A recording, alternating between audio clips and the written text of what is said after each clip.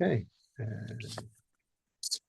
Well, thanks, thanks, Jeff, for showing up for the final series. I hope the attrition is more to do with the season rather than the content. I'm Um, sure. but I'm gonna go ahead and get going here. Let's see. Okay, there's that. And go back to Zoom and then hit share. And there's the slides. And so hopefully you can see the slides. And okay, so this is the third talk in the series. Um, I need what I wanted to do is to complete my delivery of promises um, from the very first talk, but then I want to go well past that at the very end of the talk. Um, so as per the magic trick, the prestige has got to show how to do the impossible. Uh, uh, and so, in order to do that, let's remind ourselves that at least for the reflective mobile process calculi, we get that the execution mechanism is a form of genetic evolution. We find analogs of crossover in the COM rule, or the means of the primary means of reduction. But you might ask, where is the fitness function? So the argument is that in nature there is no fitness function in the sky, right? There's no um, there's no driver. Here we go. There's Ralph. There is no driver for fitness necessarily. Um, in in natural selection, fitness is really measured by the ability to reproduce. So it's a form of persistence. So those species that can continue to show up and be represented in the ecosystem are fit. Those that are killed off by the environment or cannot obtain the resources they need to reproduce, either through overconsumption or being outcompeted, are not fit. So in that sense, fitness is actually a misleading word, right? I've often argued that a better word is responsible, right? So those species that can show up and represent and respond to the demands of life um, are the ones that persist in evolution. Now, if we wanted to do genetic programming on top of such a structure, what we want is a compiler that takes a given feature and compiles it to this kind of selective pressure, right? So rather than embedding as a fitness function into the architecture, instead, we want to be able to recognize goals and drive systems towards those goals. Um, Now, there's a gap in this argument, um, and it's actually a really important one. So there isn't a proof that the genetic operators of crossover and mutation have universal computational power in the ordinary genetic programming sense. Now, Holland attempted to provide at least a proof that those operators gave you better than random search, but his theorem has been roundly criticized. Now, it turns out we can do better.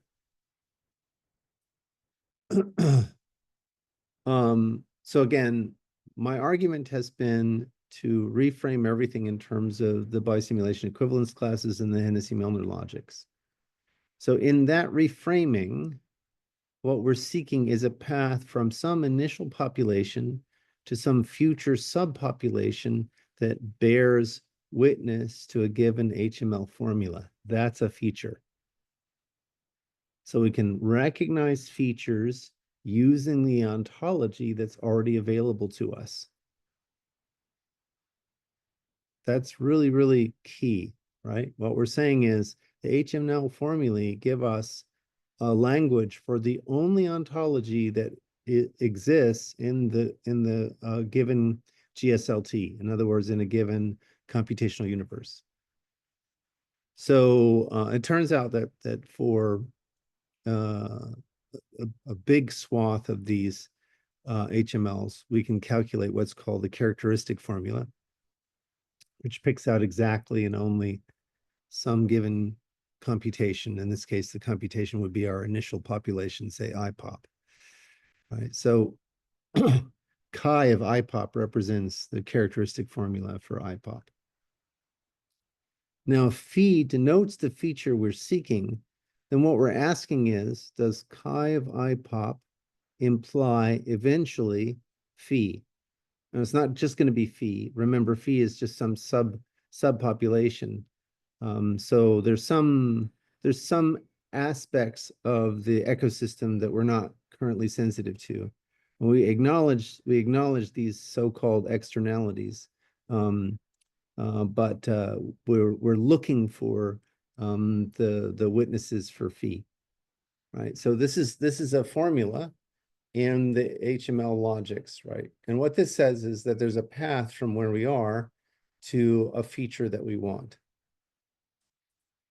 So that changes the game, right? We can now we no longer have to bake in a fitness function. We can apply fitness functions as we see fit from the outside, right? So we can drive these kinds of systems from the outside, which gives us much greater flexibility from a genetic programming point of view. Now, again, there's another gap in this, right? So if we go back to this formula only makes sense, this eventually modality only makes sense for reduction. So we would, in order for this to work for evolution, we would need reduction and evolution to coincide. So we would need taking a computational step to coincide with evolution.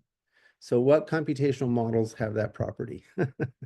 We just identified them, right? So in the second talk, we made this point, and again, we're hammering it home here, right? So these computational models, in other words, the reflective mobile process calculi, have exactly this property, right? So these fixed points are special in the sense that they allow for this kind of structural exploration that can be driven towards features exogenously, but also from any computational entity that has access to the HML logics. So if there's a computational entity that's inside the GSLT that has the HML logics internalized in its own structure, then it can also drive these systems. What are those? Well, those are the ones that we've been saying have the beginnings of mind. More generally, all the reduction paths visit states, and only states are right. They only ever go from state to state. It's a state transition function, right? That's the point.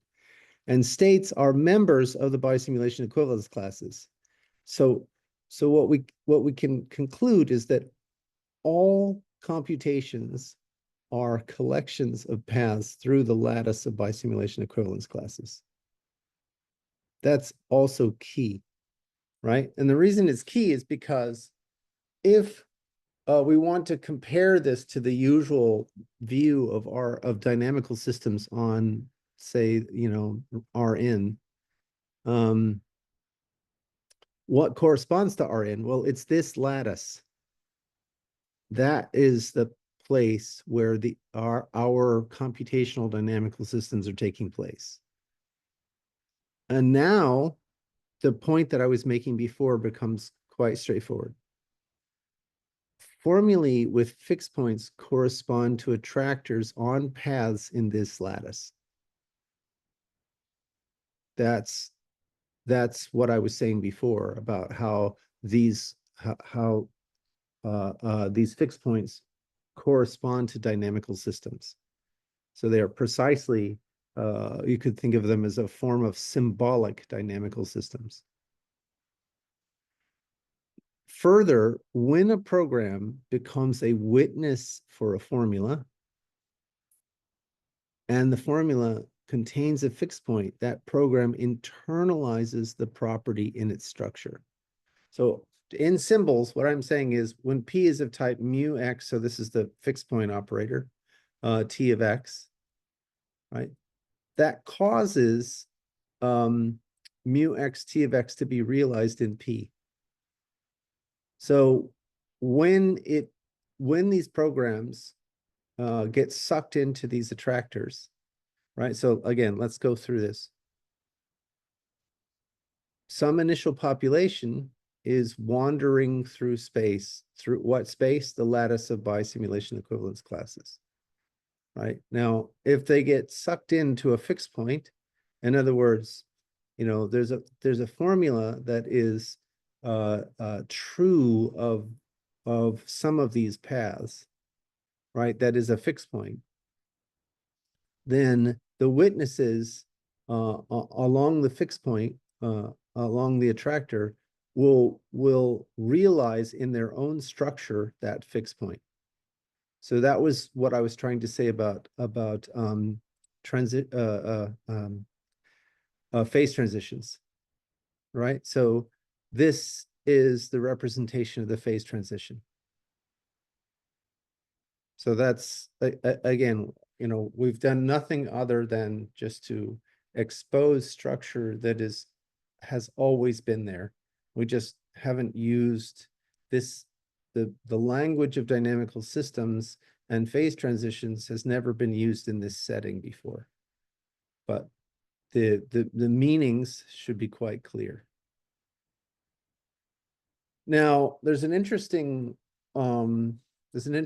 delta here with respect to mutation. So I want to note that the reflective calculi are closed in the sense that there are no mutations at the level of the algebra of states, right? You can change the states, but there's nothing that sort of breaks form, so to speak. But I want to argue that if we line up the levels correctly, then we begin to see how things fall out. So mutation doesn't change physics, right?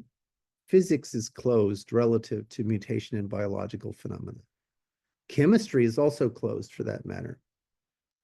So mutations don't break the laws of physics or the laws of chemistry. Rather, they change just biological morphology, right? So,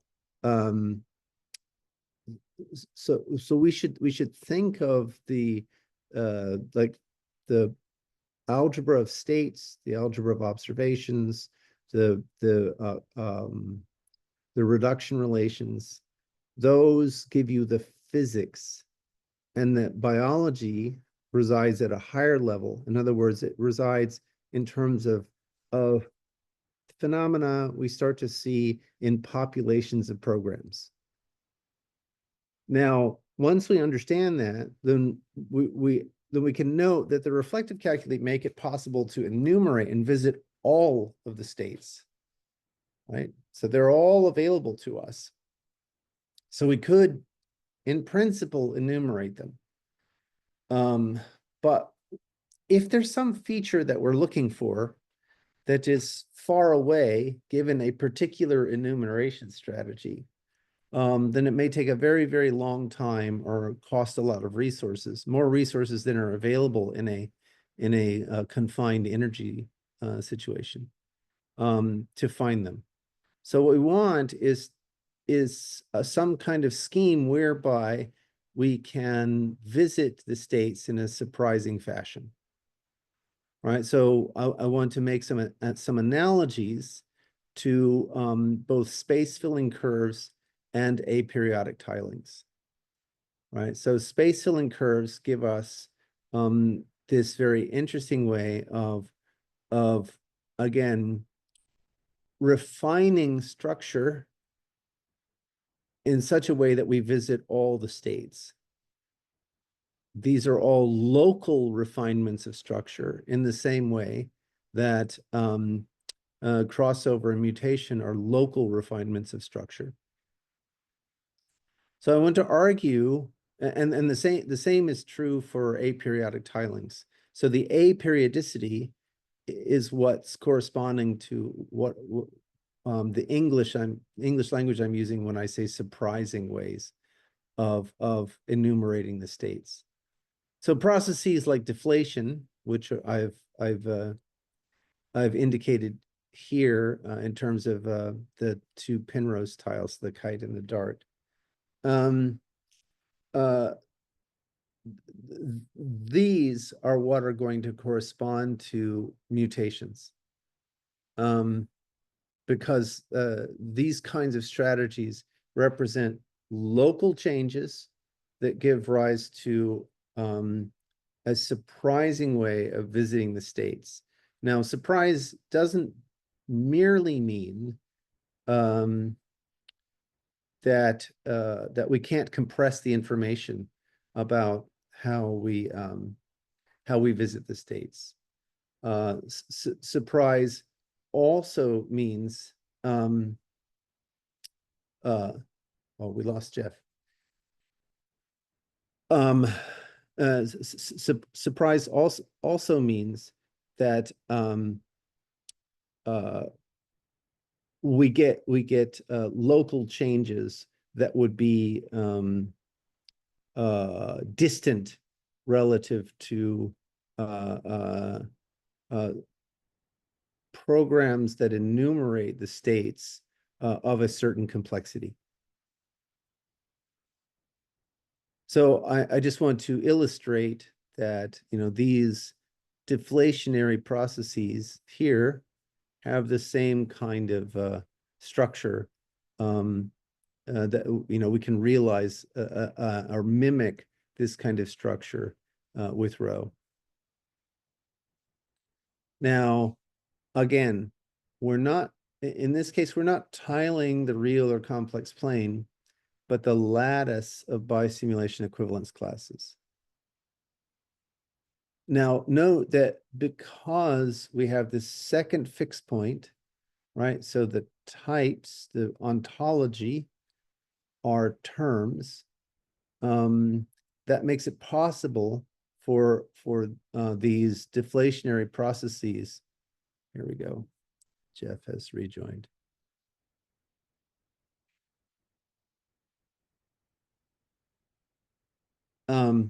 That makes it possible for these deflationary processes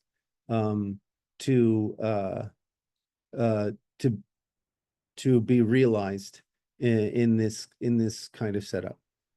So another phase of this work, which I can't present today, but another phase of this work is that's weird. Hang on a second. I'm just gonna check and see what's going on with Jeff. Oh, there we go. He's having network troubles. I see. Okay.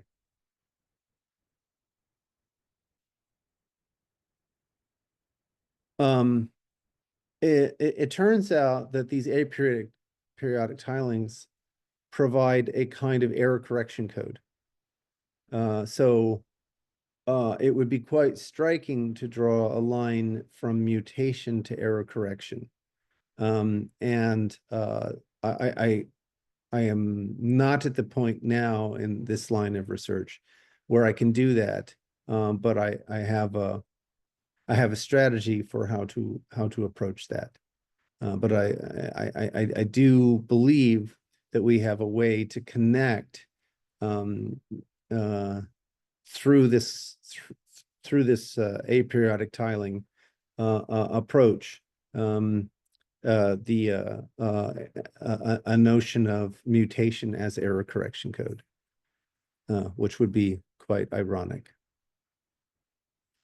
Now, again, what we've done is we've focused primarily on life.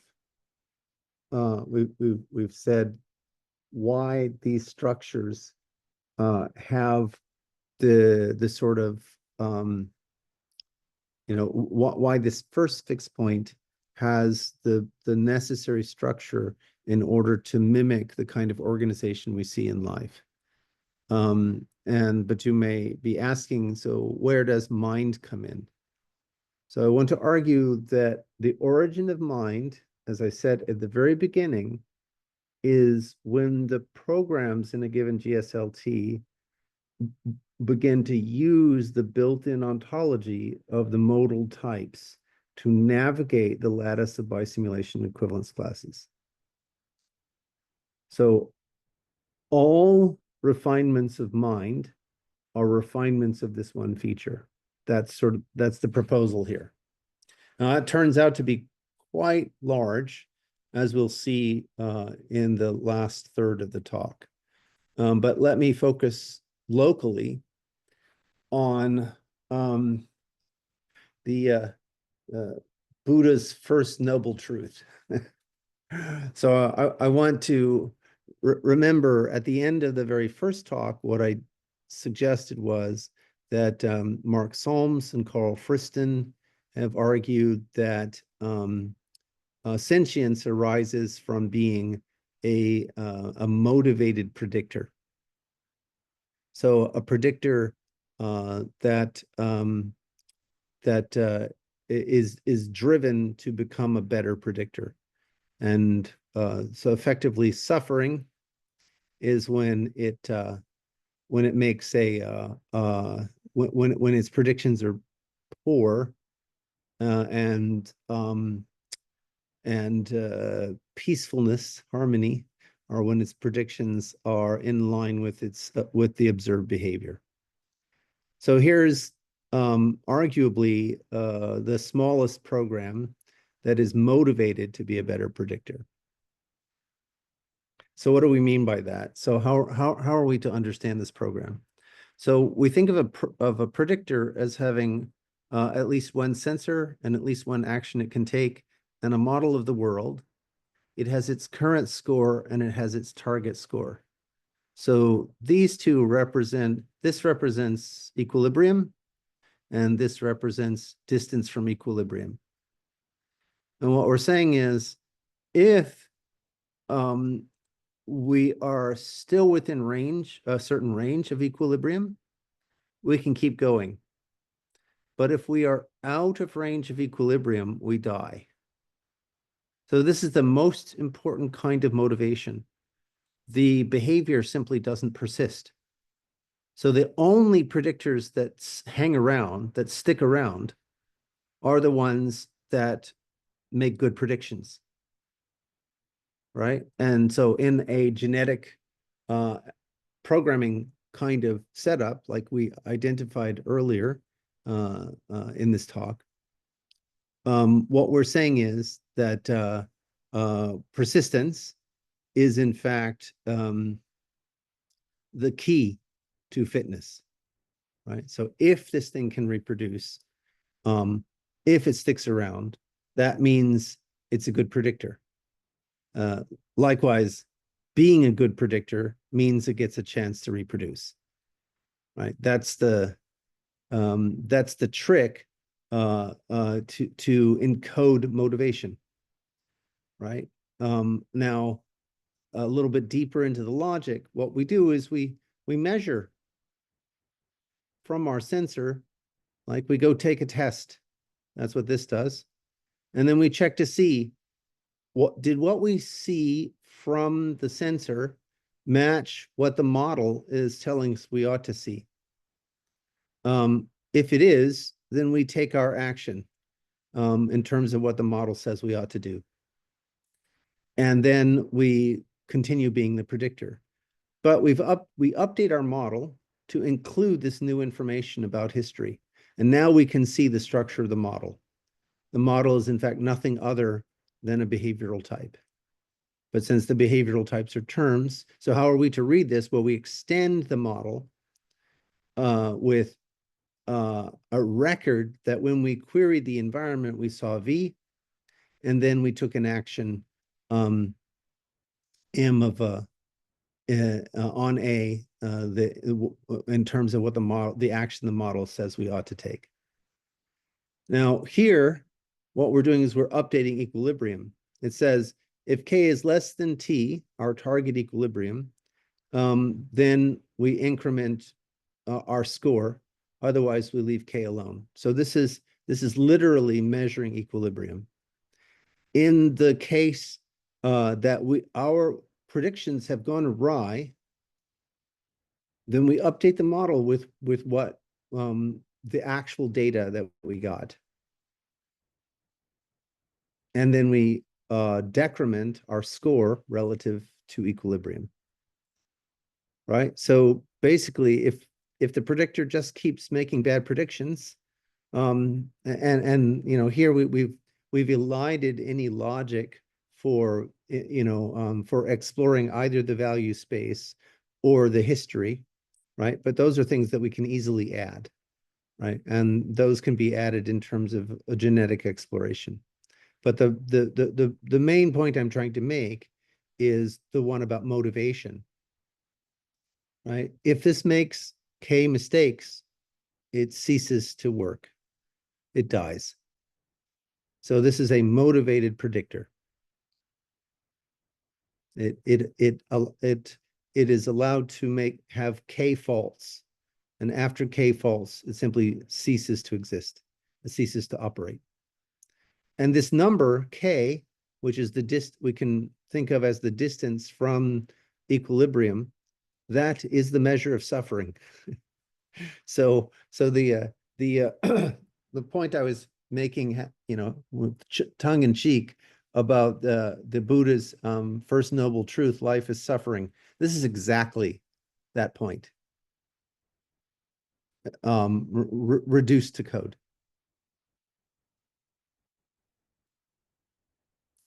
All right, so with that, I now want to shift gears and argue uh, uh, uh, for a wider world.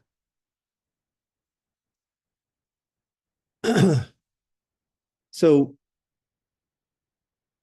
as I mentioned in the first talk, sorry, the second talk, that there's a vibration that sits over top of the category of GSLTs.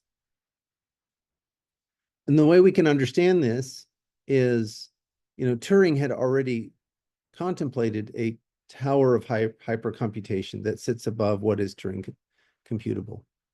But notice that since we have a bunch of Turing complete GSLTs, there are maps, there are morphisms between these critters, right? They're sort of, it's a wildly connected space. And we can transport along those maps, right, that tower. And so we know that like Turing and Church were well aware that you could represent in the lambda calculus Turing machines and vice versa, right? So that means that we can transport that Turing's tower of hypercomputation from Turing machines to any of these other calculi that are Turing complete. You know, so we could transport it to the pi calculus, we could transport it to the ambient calculus or the row calculus.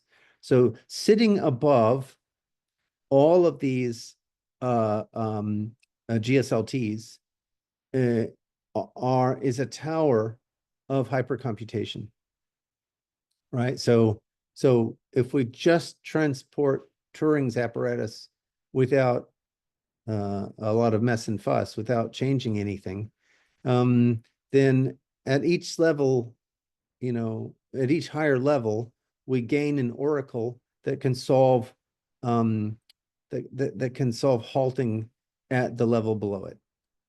Right. So that's the way to think about that. So there are this tower of oracular information that sits above this universe of computation. So you might ask, what is the significance in this context? So Carl Hewitt, who was one of the original developers of the actor model, was aware that fair communication implies hypercomputation. So there's a small proof that shows that if you have fair computation, you can get computation that is strictly more expressive than Turing machines. And Carl used to troll people by saying that actors were more expressive, more powerful than Turing machines. But this trolling opens a door. And the door that it opens is that we can wire up the hyper-Turing oracles to decide not the halting of computations, but the winners of races. So if you have, two messages that are racing towards a given consumer of messages, instead of that being instead of the winner of the race being decided by some source of entropy or external conditions, that can be decided by an oracle that sits above the place where this race is taking place. And in fact, if the computation at the level up is deciding that race using some non-determinism, well, that non-determinism could be decided by the level above that. So there are potentially, fixed but unbounded number of oracles sitting above that particular race that are impacting or influencing that race, right? So what appears as entropy at level n can be a decision procedure involving an unbounded number of levels above n. So that's a fairly big shift in thinking, right? So this has explanatory power that Penrose's model does not have. He's just depending upon only one source of non-determinism, which is quantum non-determinism. Here we're saying that there are an infinite number of flavors of non-determinism, and we say where each of them come from. And if you remember, we can relate each of those to stochastic forms using stock 1 and stock 2, those functors on GSLT that Jonathan Worrell worked out. Right. So again, what's the significance of that? Well, in terms of the theory of mind, this says that if hypercomputation is physically realizable, then we cannot say where any of us are in this tower of hypercomputation. I want you to think about this for a minute. How would you know if you are sitting next to a being of immense presence? And again, this is not a woo-woo kind of statement. Jeff, go ahead. You raised your hand. I'm just trying to make sure I'm grokking this properly. So I think of vibrations like a Hopf vibration, where you've got a higher dimensional space and you're going into a lower number of dimensions. Is there a set of like hypermorphisms that are going on here? So I can go. It's ordinary morphisms down. So like what's sitting above is an oracle that can decide something that the lower level can't. So that's the difference in dimension. So Okay. it has information. Okay. It has a kind of information that the lower level does not have. So Right. Okay. Yeah. That's making sense to me. In the same way that Penrose was articulating back in the day with Emperor's New Mind. exactly right. Yes, Okay. that's the idea, right? And But go ahead. yeah, I think part of where I'm getting confused is that you said we're going from this is a vibration on in a sense on a symbolic space down into well, I guess actually these systems are not continuous. I was trying to think that there was a mapping between discrete and continuous systems. But that may not necessarily be the case. These all could be symbolic all the way down. Yeah, and indeed, there's a whole community of folks who've been looking at what continuity means in a constructive setting. Right. So there are lots of people who are looking at computable reals, for example. So Okay. all of those results embed in the category of GSLTs. Okay. Yeah. So A then dynamic, this, right. yeah, this can be, these hyper computational systems can be are purely symbolic. Uh, uh, in the category of GSLTs. Yeah, right. I mean, they're built just from what we normally think of as symbolic computation, as opposed to real computation. But Okay. even the real computation that you do on your computer is just symbolic, right? It's just, Hmm. right? It's because we don't have the ability to do continuous stuff, at least in the classical setting. So now I want to, oh, we lost Jeff again. I want to ask, uh, you know, how would you know if you're sitting next to a person who could know the outcome of events you thought random or unpredictable? How would you know if you were sitting next to a person that could perceive events that were out of your range of perception?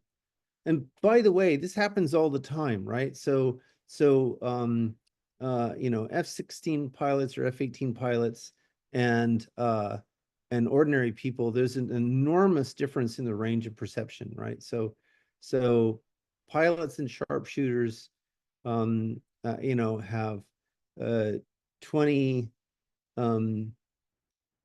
let's see, 2010 and 28 vision, meaning that these people can see at 20 feet what other people need to be 10 or 8 feet away from in order to see.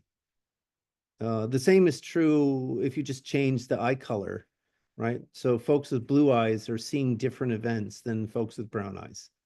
So this is, again, this is not woo-woo, right?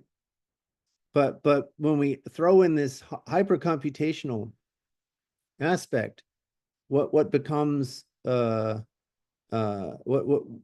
becomes clear is that there are observations that could involve computations which are way outside of the range of a particular agent at a given level. Here's Jeff again.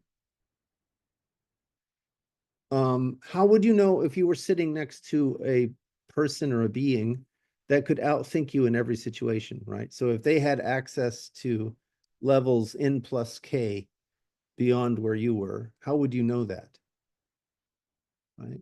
What questions would you ask them to find out? And then finally, to loop it back around, right?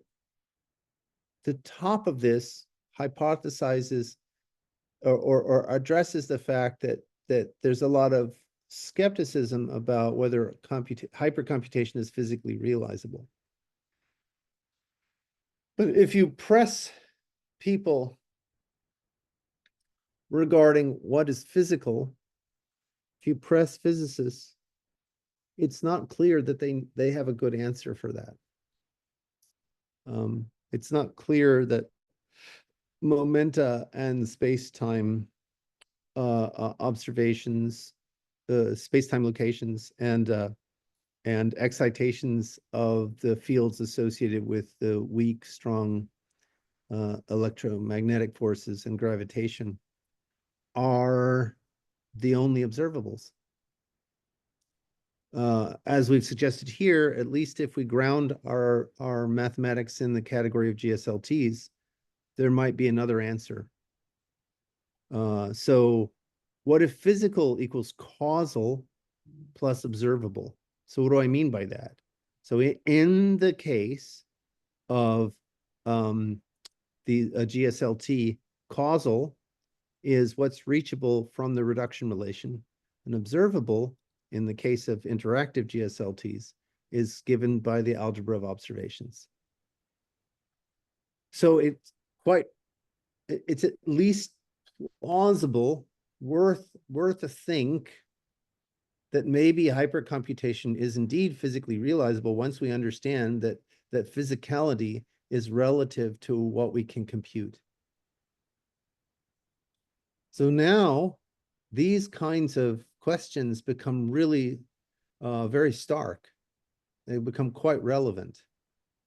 And, you know, with a nod to the season, I want to ask them again, right? You know, there's this wonderful song, you know, what if God was one of us, just a stranger on the bus trying to make his way home?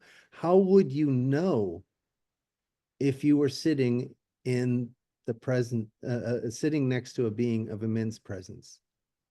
What questions would you ask them to find out?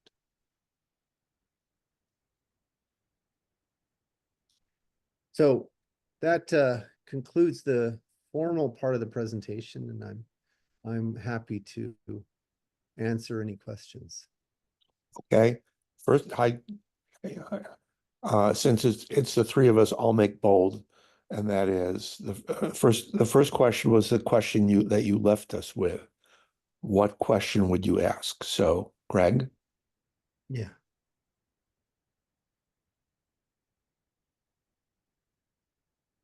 Are you asking me what question I would ask? Yeah.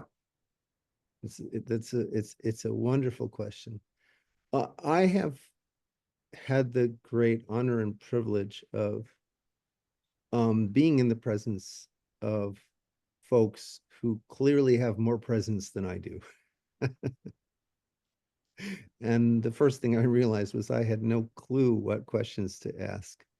But the demonstrations that were given to me were quite remarkable. So, for example, having worked with Robert Fripp and the Guitarcraft community, when I first sat in Circle and I saw the use of circulation as both as a measuring device and as a means of improving the presence of the circle, I realized that who'd ever worked that out was a being well beyond my ken. So just to make this more clear for folks who haven't never experienced this, in the guitar circle or Guitarcraft community, one of the things we do is everyone takes a seat in a circle. So whatever, if you have 10, 15 guitarists, we set up chairs in a circle. And the first of an escalating series of tasks is choose a note, any note, whatever you want, play it, and then pass it to the next person. For example, the person on your right, who receives your note and chooses a note in response and plays it and passes that to the person on their right. So that simple process, going around the room one time, is a fantastic measuring device. Everyone sitting in the circle can hear with their own ears how present the circle is. So you can hear within a few seconds how present that community of players are or is. But if you keep working at circulation, and there is such an infinite terrain, such a rich terrain of work that you can do with circulation. It's hard to describe. But if the circle keeps working at circulation, presence improves. So it's not only a measuring device, it is also a means by which the presence of the circle can improve. In other words, you can do science. You can take a measurement, make some hypothesis about the quality of the presence, and run an experiment. So it is a form of science. And I remember when I first encountered the circle and I understood what was going on in that context, I was completely flabbergasted. And I realized that I was in the presence of an intelligence that was far beyond mine, in the sense that they had developed this and many other practices which were practical, simple, easily communicated, and yet changed the quality of presence in the room. So long-winded answer, Ralph, but that's Not long enough, Greg, but let me just make a few embellishments, and that is, and I don't need to teach you about this, you know, actually exponentially more than I do, but boy, does this sound like the advanced Qigong techniques I learned it I learned from Master Mantak Chia, whether it's microcosmic orbit or, you know, the merger of heaven and earth. There are a lot of manuals whose practice I studied for as long as I could and then didn't. So I know that you are a Qigong practitioner, Greg. So there seems to be a poetic concurrence here between your spiritual practices and your scientific practices, math and art, math and music. Indeed. I do believe that these things, if they are real, they flow from the same source. That real things come from the same wellspring, so to speak, and we can have consensual verification. Things that aren't real, they don't enjoy this quality of being probable, infinitely probable. Well, I know just enough to be dangerous, but it feels to me like you are bringing about a convergence between ontology, metaphysics, and calculus, and the higher levels of calculus.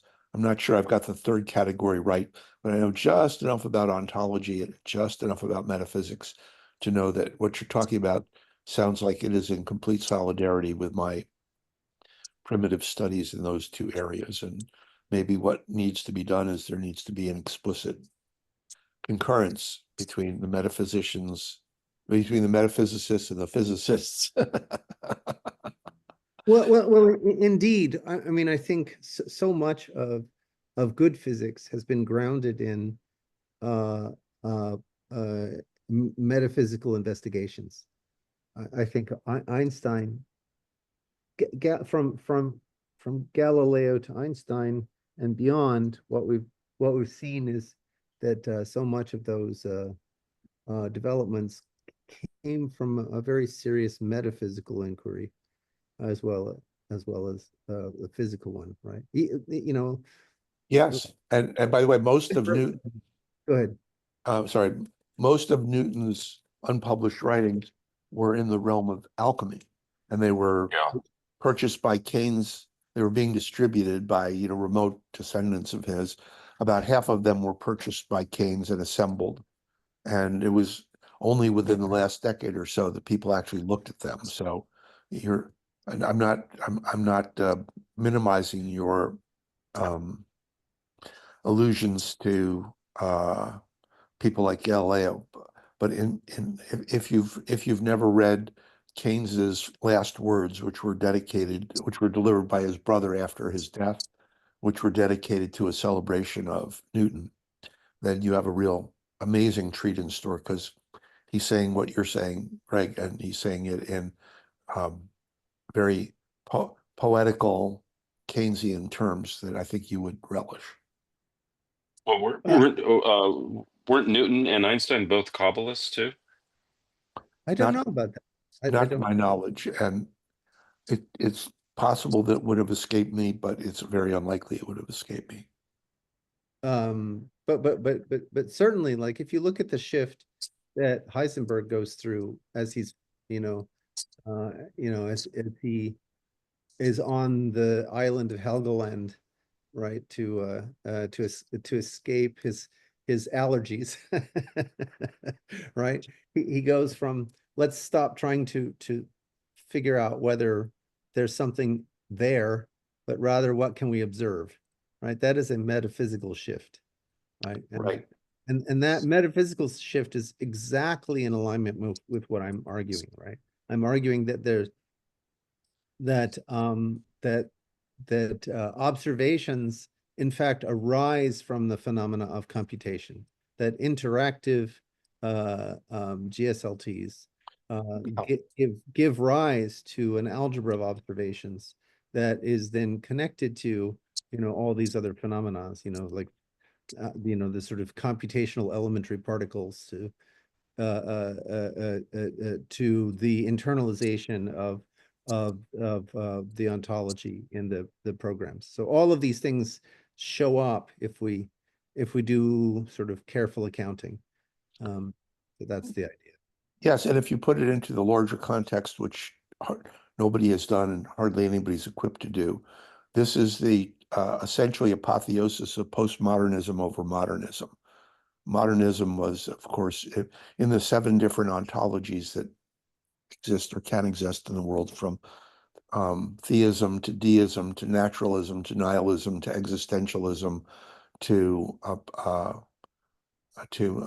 neo-orthodoxy and then to monism. The concept being here, and forgive me if I've stumbled into obscurity, but if you've never read James Sire's book, The Universe Next Door, it's a revelation. Modernism believed that you could observe and deduce through logic, and then the Copenhagen School of Quantum Physics and, of course, all neurophysiology says that's bullshit. and perception is the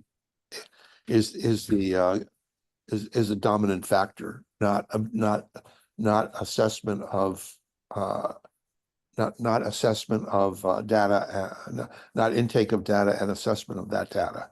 And so what you're doing here is very interesting to me as one of the 3 self-confessed conservative postmodernists. Mm-hmm. Well, I mean, I think you're what I've argued is that observation, I put observation on equal footing with computation, right? So they're one and the same, right? There's no way to how do I say it? Prioritize one over the other. Yeah, so all programs can be environments for other programs, and all environments, there are no special environments. All environments are just other programs, right? And so once you have that, it's programs interacting, then it's kind of computation all the way down, so to speak, but also computation all the way up. And that was the point about this vibration of hypercomputation sitting above.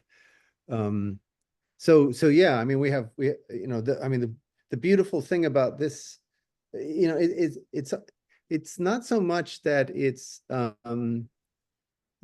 postmodern. I think it's a return to classical. What we're saying is that there is a natural ontology, the ontology that arises from however you've carved up the world computationally. That's the ontology that you live in for that computational universe. Well, that's right, but it's also more profound than you would think, and that is there is far more in common, in my opinion, for what it's worth, between the pre-moderns and the postmoderns versus the modernists. So Sure. both the pre-moderns and the postmodernists are founded in a leap of faith that is not based in reason. They're based differently, but both us postmodernists, we say, we can't prove by pointing to scripture or whatever that there is a God, but we're going to live we're going to live by that belief, recognizing the poignancy of something, of living by something that you can't prove, but the fact is the limits of modernism have been encountered. So what you're doing here is really very interesting from my Vedanta background. I would call it a emergence of unity consciousness. Interesting, very interesting. Well, Well, couldn't this also be said then about the scientific method? Is the scientific method a program? And what was absolutely, the scientific method is a procedure, right? right? Make a guess, make a test, rinse and repeat, right? Well, you apply the results of your test to improving your guess, right? So absolutely, it is a program, and that was the point I was trying to make. Is like, Mhm. at what point does the program of the scientific method become available to programs? And that is the second fixed point, and that's the origin of mind. Right. That's the argument that I'm making in a nutshell. So with that, we are right just before the top of the hour. I thank you, gentlemen, for joining me on this journey, and I'm looking forward to 2025. I hope you guys have a happy new year. Yeah, you as well. Same Are- to you. Same to you, Jeff. All Are right. we doing our 1:30 today, or we I will skipping that? be- I will be in the air. I'm flying Oh, to that's Arkansas. right. Okay. All right. Well, have a great flight, and I'll talk to you guys next week. All right. Ciao, Bye. ciao.